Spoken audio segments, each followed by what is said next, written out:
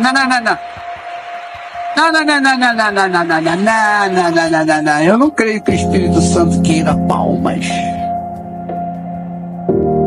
Ele quer que você nos ajude a pagar as nossas contas. Amém? Ele quer que você bata a mão em bolso. O objetivo vai ser mostrar que o dízimo, ele continua como sendo uma forma válida de contribuição dentro da igreja cristã. Tem sofrido muitos abusos, tem sido usado de maneira errada, compreendido de maneira polêmica, mas eu creio que é possível nós falarmos desse assunto dentro da Escritura, do bom senso, da prática cristã, e vermos que o dízimo, ele sim, é uma forma válida de contribuição para os dias de hoje. Olha aí, a figura não ficou muito boa não, né? Cheio de moeda aí junto da Bíblia, mas eu quero, aí é só para dizer o que é que nós vamos fazer na aula. Nós vamos ver resumir o que nós vimos no Antigo Testamento, e no Novo Testamento é o que nós vamos estudar. Vamos falar da relevância do dízimo como parte do culto a Deus e como ele sustenta a obra cristã e atende aos necessitados. Pode passar. Na aula sobre dízimo no Antigo Testamento, nós destacamos 2 pontos. Primeiro, que a forma que o dízimo já existia antes da lei. A gente não sabe de onde Abraão tirou a ideia de dar 10% dos seus bens, dos despojos, para Melquisedeque, como está lá em Gênesis 14. Por que 10%? A Bíblia não fala. Já apresenta como sendo um fato realizado. Abraão deu 10% dos despojos para esse rei cananeu chamado Melquisedeque. Vamos falar um pouquinho sobre ele mais adiante. E depois Jacó, neto de Abraão, fez a mesma coisa. Ele prometeu dar a Deus 10% de tudo que Deus o fizesse prosperar. Então, dar a Deus, ou contribuir, ou devolver a Deus 10% do que temos, é um princípio que já havia antes da lei de Moisés. Essa é a grande dificuldade que as pessoas têm. Dízimo é uma coisa da lei. Então, hoje nós não estamos mais debaixo da lei, então o dízimo não funciona como sendo uma forma de contribuição. Mas eu mostrei, e a Bíblia é muito clara sobre isso, que antes da lei de Moisés já havia esse sistema de contribuir ou de dar, de voluntariamente entregar a Deus 10% daquilo que Deus nos dá. Então, o episódio de Jacó está lá em Gênesis 28, no verso 22, nós nos demoramos sobre isso na aula anterior.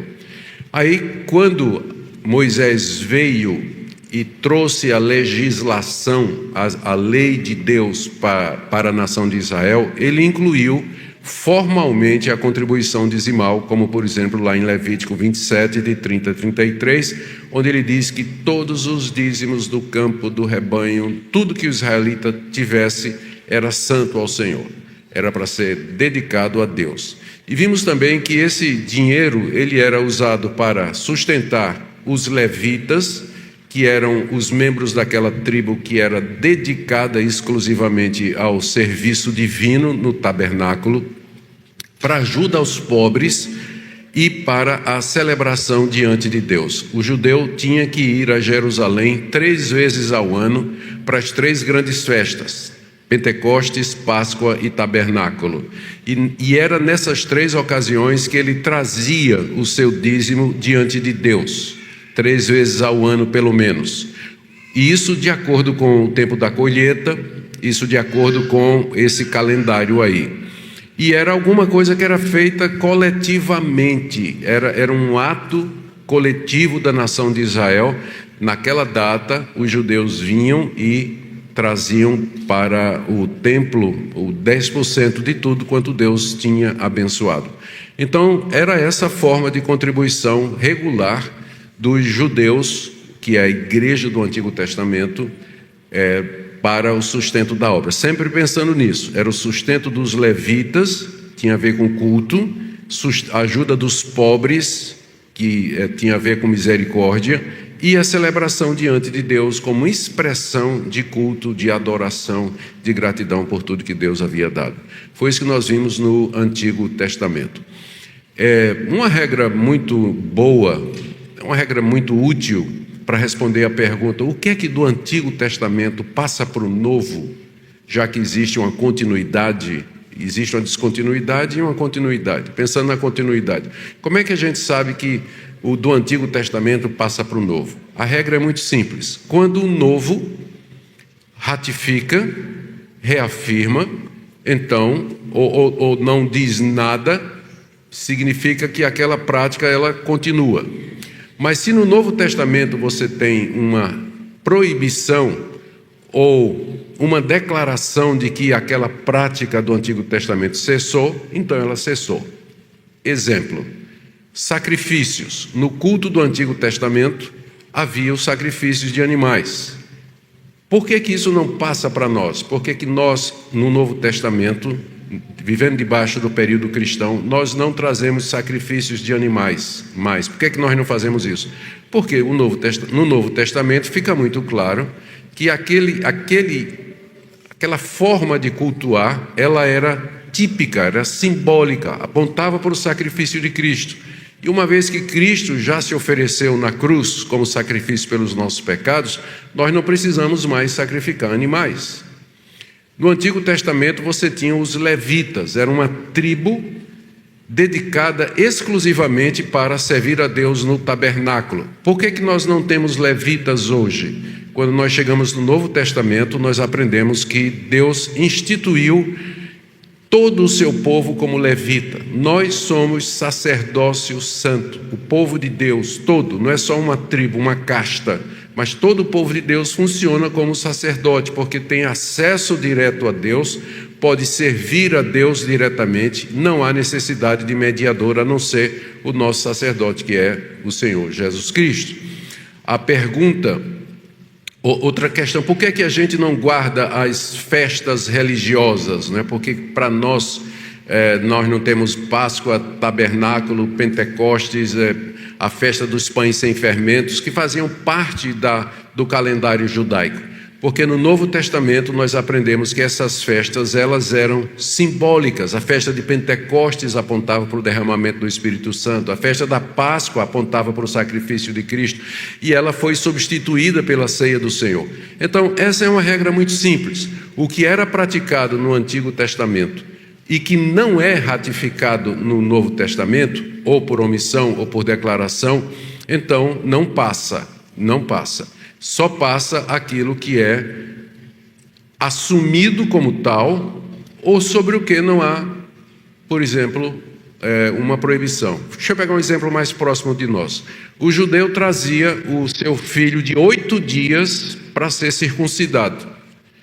A circuncisão era a marca da aliança. Pela circuncisão, o menino se tornava parte de Israel. Era o ritual de entrada.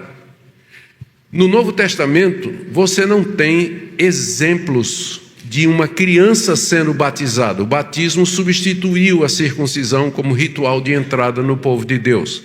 Mas você não tem exemplo de crianças sendo batizadas. Por quê? Porque não era necessário. Porque seria uma transição absolutamente natural. Os primeiros cristãos eram todos judeus.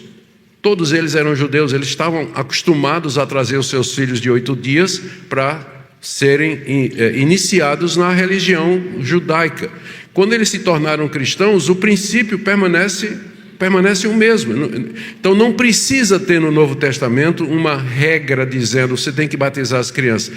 Se não é para batizar as crianças, deveria haver uma regra, deveria ter uma palavra dizendo não tragam mais os seus filhos para serem oferecidos a Deus e consagrados a Deus, como vocês faziam antigamente. Então deveria ter uma lei proibindo. Então o ônus da prova, por assim dizer, é daqueles que dizem assim: não é para batizar as crianças. A pergunta é: onde é que está proibido isso, já que isso era uma prática comum no Antigo Testamento, as crianças desde cedo serem incluídas? Então, o silêncio do Novo Testamento, na verdade, é um silêncio de aprovação, é um silêncio tácito sobre essa questão. eu vou por esse mesmo caminho com relação ao dízimo. No Antigo Testamento, o judeu, os nossos pais espirituais, por assim dizer, eles tinham essa forma de contribuição. Quando você chega no Novo Testamento, você não vai encontrar uma lei dizendo para os cristãos darem o dízimo, porque não era necessário, já era a prática habitual. O que deveria haver era uma lei dizendo, olha, o dízimo fazia parte da lei de Moisés, vocês não estão debaixo da lei de Moisés, vocês agora não precisam mais usar o dízimo como forma de contribuição. Não existe isso, ao contrário, parece que assume que essa é a maneira regular, normal de contribuição. Então, essa vai ser a minha linha de argumentação para provar para vocês, ou mostrar para vocês os argumentos que nós usamos para dizer que a contribuição dizimal, ela sempre foi, sempre existiu, antes da lei, durante a lei, e não tem razão para deixar de ser no período cristão, tá bom? Nós vamos por essa linha aí. Vamos começar com, aqui, dízimo no Novo Testamento. Eu já falei, não temos evidência de que foi abolido como forma de contribuição, porque era a forma de contribuição regular do povo de Deus. Seria uma expressão voluntária de fé e gratidão, não uma imposição legal. E aí, considerando que no Antigo Testamento havia toda uma normatização do dízimo, para quem era ser dado, quais os períodos, e que era parte da lei de Moisés, então, e era uma obrigação legal, como se fosse um imposto de renda do judeu. Igreja e Estado estavam juntos em Israel, era como se fosse um imposto de renda dele. Então, era uma obrigação, a ponto de Deus dizer, lá em Malaquias, que se o judeu não contribuísse com o seu dízimo, ele está roubando a Deus. Está roubando a Deus, porque aquilo era parte legal. No Novo Testamento, esse aspecto legal, ele não transparece, mas o Novo Testamento fala de contribuição voluntária, com alegria, de acordo com as posses, e todos os outros princípios relacionados, mas sem a expressão legal. O que eu quero dizer é o seguinte, no Antigo Testamento, se você não desse o dízimo, você poderia correr o risco de ser penalizado pelas autoridades religiosas judaicas. O sacerdote, o sumo sacerdote, ele poderia penalizar você alguma coisa. No Novo Testamento, ninguém vai ser expulso da igreja porque não dá o dízimo. Ninguém vai. Ninguém vai ser disciplinado, ninguém vai ser apenado porque não dá o dízimo, não é? Porque nós vamos entender que, como é uma questão do coração, o problema não é dar o dízimo, o problema é o coração da pessoa. Nós sempre dizemos que quando a pessoa se converte, o bolso dela tem que converter também. E que é a maior evidência da conversão do coração é a conversão do bolso. Zaqueu que o diga. Zaqueu recebeu Jesus, deu uma festa, Jesus foi, estava todo mundo lá, Jesus era amigo de publicanos e pecadores, e estava lá na festa, e de repente Zaqueu se levanta e diz, olha, eu roubei muita gente, eu vou devolver tudo 4 vezes mais, e vou dar aos pobres metade do que tem. Jesus disse, hoje veio salvação nessa casa. Por que Jesus disse aquilo? Porque quando viu que o bolso de Zaqueu se converteu, a evidência estava clara que o coração tinha se convertido primeiro. Então, quando o nosso coração é de Deus, 100% de Deus, nós amamos a Deus, consideramos que tudo que nós temos é de Deus, esse assunto não é um assunto penoso, de contribuição, de ser generoso, de dar, não é. Ao contrário, a gente vê como uma oportunidade de mostrar a Deus um pouco da gratidão pelo muito que Ele nos tem dado, não é? E também a semelhança do Antigo Testamento, voltando para o slide, o dízimo, ele é usado para sustentar de maneira regular e sistemática a obra, ajuda os necessitados e promove o reino de Deus. Agora, é importante notar o que é que o dízimo não é para nós. Não é uma obrigação legal. Como eu disse, ninguém nas igrejas evangélicas sérias é disciplinado ou chamado a atenção porque não dá o dízimo. Não, isso aí, você pode ficar tranquilo. Você pode receber um convite para tomar um cafezinho e conversar como está o seu coração. Porque às vezes a pessoa não contribui porque é apegada mesmo aos bens, ou ela tem algum tipo de receio de que vai faltar, ou alguma coisa. Então, é o coração que tem que ser tratado, não a questão da contribuição. Para nós, é uma expressão de gratidão e de reconhecimento. Deus, o que é que eu faço em termos práticos para expressar a gratidão de tudo que o Senhor fez por mim? Se você pudesse ouvir a voz de Deus, provavelmente ele dizia: não terás outros deuses diante de mim, não farás para ti imagem de escultura, não tome meu nome em vão, e assim por diante. Honre seu pai e sua mãe, viva uma vida reta, ajude os pobres, ajude os necessitados, contribua para o avanço do meu reino, para a pregação do evangelho. É uma maneira pequena da gente expressar gratidão por tudo que Deus fez por nós. Aliás, o apóstolo Paulo usa esse argumento quando ele escreve na segunda carta aos Coríntios, no capítulo 8 e 9, quando ele fala a respeito de contribuição, ele diz que se 1 Coríntios capítulo 9, Paulo diz assim: se eu semeei entre vocês as coisas espirituais, seria muito colher as coisas materiais. Paulo está usando um argumento para defender que ele teria o direito de ser sustentado pela igreja. E o argumento é esse: olha, eu semeei as coisas espirituais, seria muito receber de vocês o sustento material. E aí em seguida ele diz: mas eu não vou usar desse direito para não causar escândalo aí em alguns de vocês. A situação de Corinto era complicada, Paulo corria o risco de ser chamado de mercenário.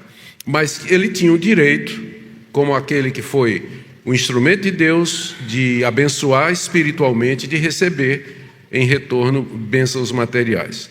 Então, mas o dízimo não é uma obrigação legal, também não é uma troca com Deus. Às vezes você ouve gente dizendo isso, pastores falando: olha, se você der o dízimo, Deus está obrigado a devolver a você. Deus está na obrigação de lhe recompensar pelo tanto que você tem dado. Então, quanto mais você dá, mais Deus vai lhe abençoar. Deus costuma fazer isso. Deus é generoso com quem é generoso, e seja feito de acordo com a medida da sua fé. Mas isso não é uma lei de causa e efeito na Bíblia.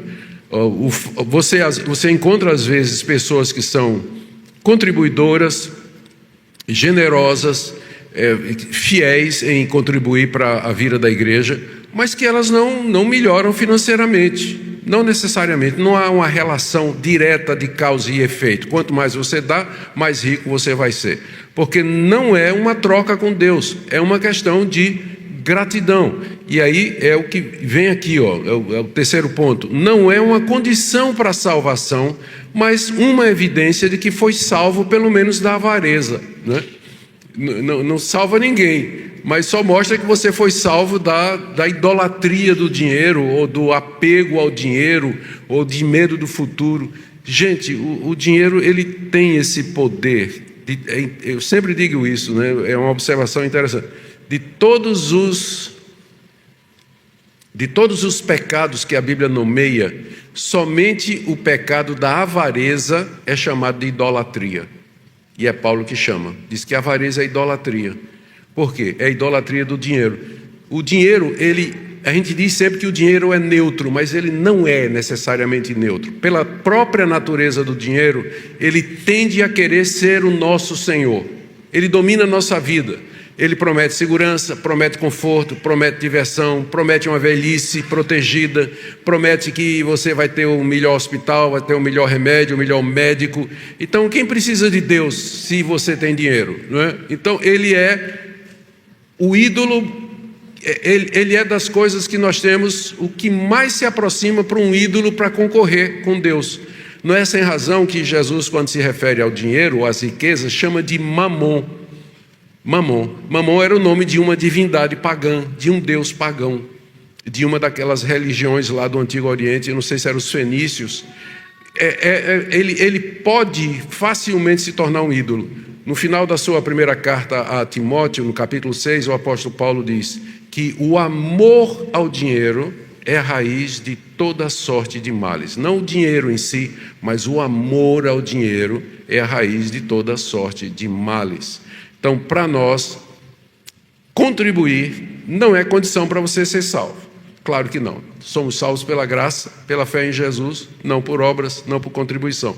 Mas com certeza, uma pessoa generosa, desapegada aos bens materiais, que ama a Deus e que contribui, ela está como Zaqueu, dando evidência de que o coração foi na frente. Se o coração vai, o bolso vem em seguida. Também para nós, o dízimo não é um fardo pesado de carregar, mas é um momento de alegria, é um momento de leveza, quando nós podemos contribuir de coração para a obra de Deus, para o sustento da obra missionária, a plantação de igrejas, ajudar os pobres e necessitados e assim por diante. Propósitos do dízimo. Eu vou dizer o óbvio. Para que o dinheiro do dízimo é usado? Sustento dos obreiros, claro. Lá em 1 Timóteo 5, 17 a 18, o apóstolo Paulo diz que aqueles que se dedicam e se afadigam no ensino da palavra, eles deveriam ser dignos de dobrados honorários.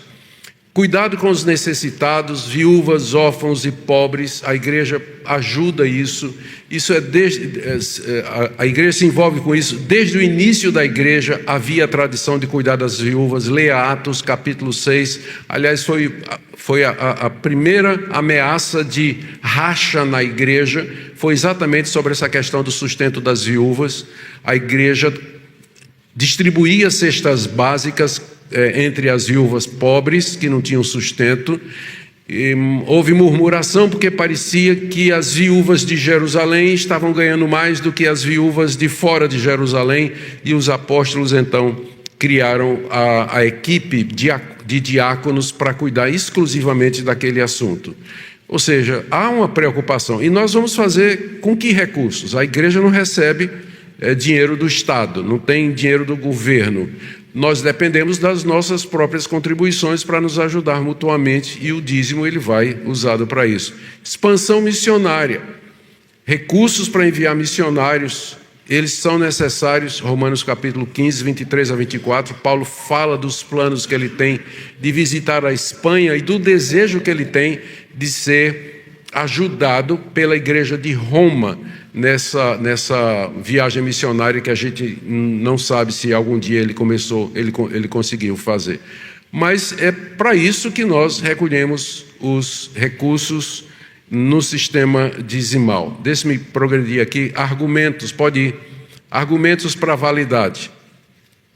Eu vou usar 2 argumentos aqui, um dos quais eu já explorei bastante. O primeiro, era uma prática da igreja no período do Antigo Testamento e que não foi declarada como obsoleta, como os sacrifícios, o sábado e o calendário religioso. Agora, um segundo argumento, esse é o primeiro que me convenceu a respeito da validade do dízimo para a igreja. O segundo é que no Novo Testamento não fala de dízimo, mas fala da contribuição dos crentes. E quando fala da contribuição dos crentes, diz assim, primeiro, que tem que ser constante. Lá em 1 Coríntios 16, 2, o apóstolo Paulo diz assim: no primeiro dia da semana, cada um de vocês separe uma quantia conforme a sua prosperidade. Então, primeiro dia da semana, por quê? Porque era o dia que a igreja se reunia. Não se reunia mais no sábado, se reunia no primeiro dia da semana, que é o dia da ressurreição. Nesse dia, Paulo diz, vocês separem uma quantia conforme a sua prosperidade. Então, era alguma coisa que se fazia com regularidade. Primeiro dia da semana era o dia lá que a coisa estava, o pessoal se reunia para cultuar e trazia a sua contribuição de acordo com a sua prosperidade. Um outro princípio do Novo Testamento é a voluntariedade, 2 Coríntios 9:7. Cada um contribua segundo tiver proposto no coração, não com tristeza ou por obrigação, pois Deus ama quem dá com alegria. A ênfase na voluntariedade e na alegria. Não um fardo, se a boa vontade será aceita conforme o que o homem tem e não segundo o que ele não tem. Nessa passagem você vê mais uma vez a questão da proporcionalidade. Vai ser aceito de acordo com o que você tem e não com o que você não tem, para não se tornar exatamente um fardo. Não é para ser um fardo, mas é de acordo com as suas posses, de acordo com os seus recursos. E proporcional, já que eu falei, Deus pode fazer-vos abundar em toda graça, a fim de que, tendo sempre em tudo ampla suficiência, superabundeis em toda boa obra. Deus pode fazer você abundar financeiramente para que você seja generoso também. Ou seja, você contribui de acordo com a prosperidade que Deus lhe deu, como Paulo diz em 1 Coríntios 16, 2, conforme a sua prosperidade. Agora pense, qual é o sistema já aprovado, já testado, de contribuição que é regular, voluntário e proporcional? Qual é a resposta? Dízimo. Todos esses princípios já existiam. O sistema dizimal atende tudo isso. Voluntariedade, proporcionalidade e regularidade, constância. Constância. Porque nós temos os boletos keep coming every month. Não é? Não deixa de chegar todo mês. As despesas que a igreja, os obreiros, o pessoal no campo, os missionários que dependem de nós, chega no fim do mês, eles têm conta para pagar, eles têm crianças para estar na escola e tudo mais. Então, a regularidade da contribuição é importante também. O que Jesus falou sobre o dízimo? Ele falou 2 vezes sobre o dízimo. Ele reconheceu a sua validade sob a lei de Moisés, mas condenou as motivações erradas. Ai de vós, escribas e fariseus hipócritas, porque dais o dízimo da hortelã, do endro, do cominho, e tendes negligenciado os preceitos mais importantes da lei, a justiça, a misericórdia e a fé. Devíeis, portanto, fazer estas coisas, dar o dízimo, fazer estas coisas, justiça, misericórdia e a fé, sem omitir aquelas, que é dar o dízimo de tudo o que tem. Então, Jesus validou o sistema dizimal no Antigo Testamento. E ele condenou a justiça própria do fariseu dizimista. Lembra da história lá de Lucas 18? O fariseu chega no templo para orar, e ao lado dele tem um publicano, e o fariseu diz: Deus, eu te dou graças que eu não sou como as demais pessoas. Não é? Então, muito humilde. Eu dou o dízimo de tudo que tenho, jejuo 3 vezes por semana. Eu não sou como esse publicano que está aqui. Não é? E Jesus disse que o publicano, de longe, batia no peito e dizia: Deus, tem misericórdia de mim, pecador. E Jesus disse que o publicano foi para casa justificado, mas o fariseu, ele foi condenado, apesar de dar o seu dízimo. Porque, como nós dissemos, não é uma questão de religiosidade, não é uma questão legal, mas é uma expressão evangélica de um coração que foi convertido. É uma das muitas formas que nós temos de poder agradecer a Deus por tudo que Ele nos deu. Mas o ponto é que das 2 vezes em que falou Jesus do dízimo, Ele não condenou, Ele não proibiu, Ele não disse que era alguma coisa para não ser feito, mas Ele valida, apenas corrige os motivos e as intenções do coração. Todo mundo conhece a famosa passagem de Melquisedeque, que eu já citei aqui. Eu vou só lembrar, está lá em Hebreus capítulo 7. Eu vou ler aqui talvez a leitura.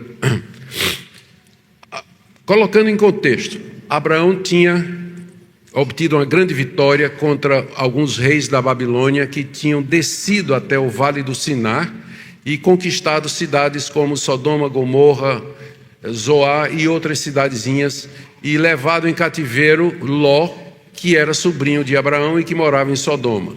Abraão pegou 318 soldados, montou um comando e saiu atrás desses reis, alcançou lá em cima, já na saída da Palestina, no início já da terra da Babilônia, alcançou os reis lá, matou aqueles reis e trouxe de volta os prisioneiros, inclusive o seu sobrinho, e todas as riquezas e bens que aqueles reis tinham roubado. No caminho de volta, sai uma figura chamada Melquisedeque ao encontro dele. Esse homem, diz o texto, ele era rei de Salém. Salém era uma cidade que mais tarde vai dar origem à cidade de Jerusalém, e o nome dele, Melquisedeque, significa rei de justiça. E ele trouxe pão e vinho e ofereceu a Abraão. E Abraão tirou 10% de tudo que ele tinha conquistado na guerra e entregou a Melquisedeque. entregou. E Melquisedeque abençoou Abraão. Isso é o que está narrado lá no livro de Gênesis. Como é que o autor da carta aos Hebreus interpreta essa passagem? Eu vou ler aqui. Hebreus capítulo 7, do verso 4 em diante. Considerai, pois, como era grande esse a quem Abraão, o patriarca, pagou o dízimo, tirado dos melhores despojos. Ora, os que dentre os filhos de Levi recebem o sacerdócio, têm mandamento de recolher, de acordo com a lei, os dízimos do povo, ou seja, dos seus irmãos, embora tenham estes descendido de Abraão. O que é que ele está dizendo aqui? Ele diz, olha, no Antigo Testamento, a tribo de Levi vivia dos dízimos das outras 11 tribos. Como eu disse, era uma tribo que havia sido separada só para servir como sacerdote. Então eles não tinham terra, eles não tinham propriedade, eles viviam do dízimo das 11 tribos. Então, era a tribo de Levi. Eles tinham direito de receber o dízimo. Entretanto, verso 6, aquele cuja genealogia não se inclui entre eles, Melquisedeque não era da tribo de Levi. Na genealogia de Melquisedeque, que nem aparece, certamente não teria que ele era descendente de Levi.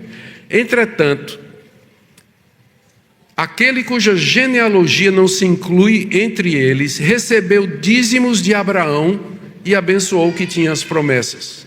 Por que Abraão foi dar o dízimo a alguém que não era da linhagem sacerdotal, Levi, não é? Que viria mais adiante, né? Por que ele fez aquilo? Evidentemente, estou lendo o verso 7, é fora de qualquer dúvida que o inferior é abençoado pelo superior. Se Melquisedeque abençoou Abraão, significa que ele é maior do que Abraão. Como nós hoje, né? A gente diz, bença pai, né? A gente não vê assim o pai dizendo para o filho, bença filho, né? Não, o maior é que abençoa o menor. Então, Melquisedeque era maior do que Abraão, ainda que Abraão fosse aquele a quem Deus tinha feito todas as promessas e com quem fez a aliança. Verso 8. Aliás, aqui, agora no tempo que Hebreus estava sendo escrito, são homens mortais que recebem dízimo. Os levitas estavam lá no templo de Jerusalém, recebendo os dízimos, eram homens mortais, eles haveriam de morrer. Porém, ali, lá no episódio de Gênesis, aquele de quem se testifica que vive. Opa, como assim? Como assim que Melquisedeque vive? Aí a gente vai encontrar a resposta da seguinte maneira. Tem duas possibilidades. Que o autor de Hebreus está dizendo que Melquisedeque era Cristo. Naquilo que nós chamamos de cristofania, são manifestações de Cristo no Antigo Testamento antes da encarnação. Quer um outro exemplo de cristofania? O anjo do Senhor. Você já leu sobre esse anjo no Antigo Testamento? Ele recebe adoração, ele fala como Deus, ele tem poderes extraordinários. Quem era esse anjo do Senhor?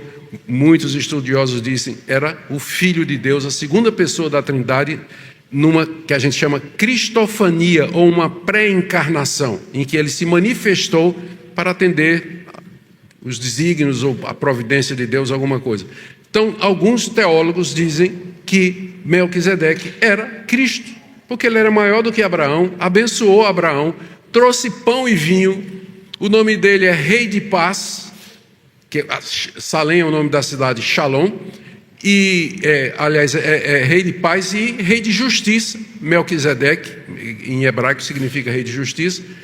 E se Abraão, antes da lei, pagou o dízimo a Cristo, está estabelecido o princípio.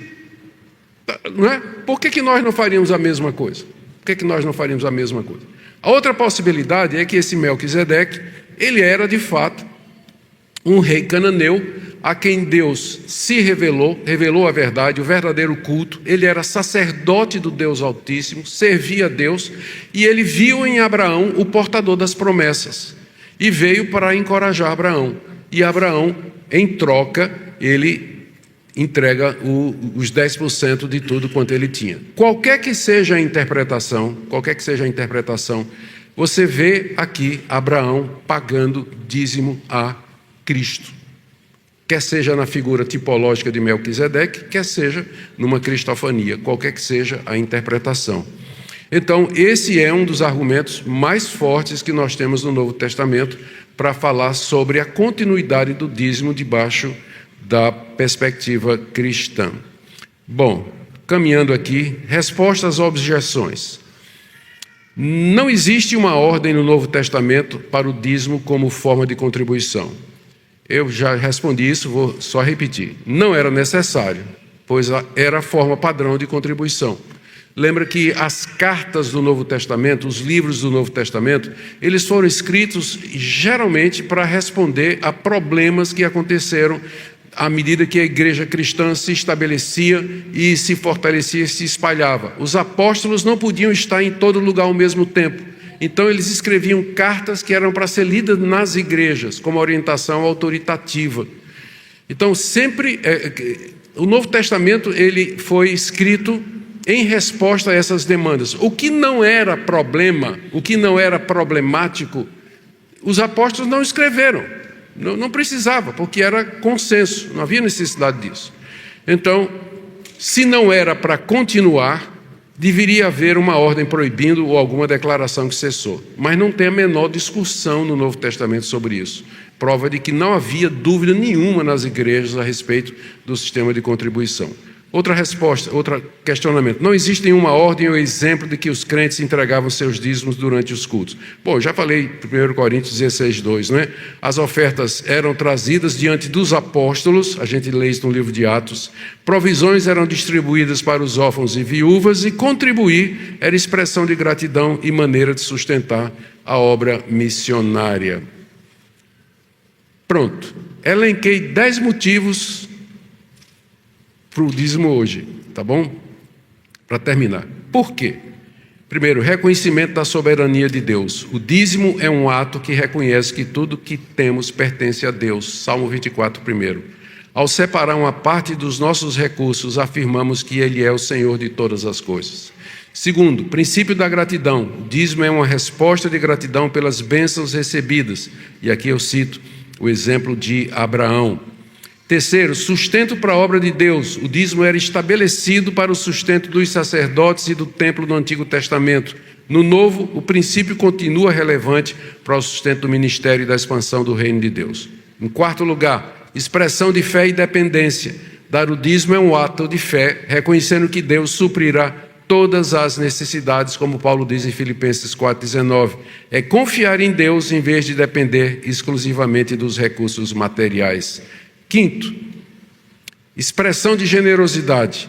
O dízimo serve como padrão inicial para a generosidade. O Novo Testamento chama os crentes a serem ainda mais generosos, dando com alegria e abundância. Sexto, compromisso comunitário. O dízimo contribui para a unidade e edificação da comunidade cristã, garantindo que as necessidades da igreja local sejam atendidas, como nos exemplos da igreja primitiva. Sétimo, já perdi a conta. Prática da disciplina espiritual. Dizimar é uma disciplina espiritual que molda o coração do crente, ensinando-os a priorizar o reino de Deus sobre os bens materiais. Oitavo, nono, aliás, rejeição da idolatria ao dinheiro. Eu já disse aqui para vocês que o dinheiro odeia ser dado, né? Ele odeia ser dado. É um ídolo e a melhor maneira de você destronar esse ídolo é você dar. Ele não aceita ser dado. O dízimo combate a idolatria ao dinheiro, reconhecendo que os recursos não são um fim em si mesmos, mas instrumentos para a glória de Deus. E, finalmente, bênçãos espirituais e materiais. Embora não seja uma barganha, o dízimo é associado à promessa de bênçãos em Malaquias 3,10, onde Deus desafia seu povo a confiar nele para ver a abundância de suas provisões. É isso aí. Então, estas são de maneira bem rápida e uma overview, né? bem ampla. Estas são as evidências e as razões pelas quais nós estimulamos, convidamos e pedimos aos membros da igreja que cooperem para o bom andamento da igreja, a vida da igreja através da contribuição dizimal. Perguntas. Microfone. Vou deixar o pastor fazer uma pergunta. Não vou fazer pergunta, não. Não. Só vou duas coisas rapidinho. O primeiro, não sei se vocês viram que ele disse que ia dar 10, exemplo, só deu 9. É porque 10% foi o dízimo que ele deu para a gente hoje. O segundo é o seguinte, eu não sei se o momento é esse, eu esqueci de fazer no momento de avisos, mas eu acredito que diante da aula, a gente está chegando no final de dezembro. E é uma palavra, não sei se o pessoal da tesouraria está aí, mas aqueles que têm empresas e que vão pagar imposto ao governo, saibam que existe dentro das leis americanas, existe 30% daquilo que você vai dar para o governo que você pode destinar para uma instituição que tem o documento que a gente tem, que é o 501c3, ou seja, nós somos uma non-profit. Então a gente pode receber uma parte daquilo que vai ser destinado ao governo. Então, em vez de você dar para o governo, eu acho que é 30 ou 40, vai depender da sua, do que for a sua empresa, você pode destinar para a igreja. Você tem que falar com o seu contador antes do dia 31 de dezembro, para que isso possa acontecer. Ainda que a gente pegue depois, isso precisa ser pré-questionado antes, alguma coisa assim. Não deixem de aproveitar essa oportunidade, porque é um dinheiro que você vai ter que dar para o governo. Em vez de dar para o governo, você dá para a igreja. Eu sei que é off-topic um pouquinho, porque não é o dízimo, mas eu não queria esquecer de lembrar disso. Esse era o 10º motivo, pastor, que estava esperando que você fizesse isso.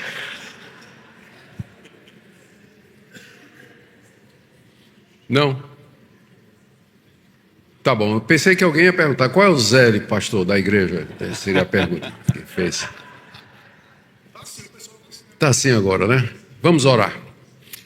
Pai querido, nós pedimos que o Senhor nos ajude.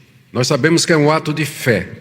Nós trabalhamos duro, suamos a camisa, gastamos tempo, às vezes nos afadigamos para um dinheirinho suado. Mas nós queremos reconhecer que tudo isso é só porque o Senhor permite. E nós queremos demonstrar nossa gratidão. Nos ajuda, Senhor, a pela fé, sermos generosos, contribuir para o andamento do Teu reino.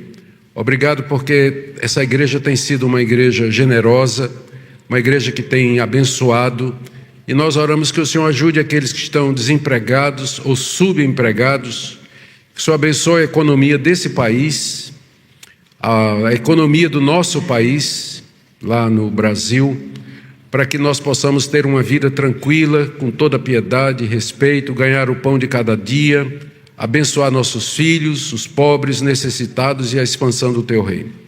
É o que pedimos em nome de Jesus. Amém. Amém. Baixe nossos conteúdos gratuitamente. Acesse o canal pelo link na descrição.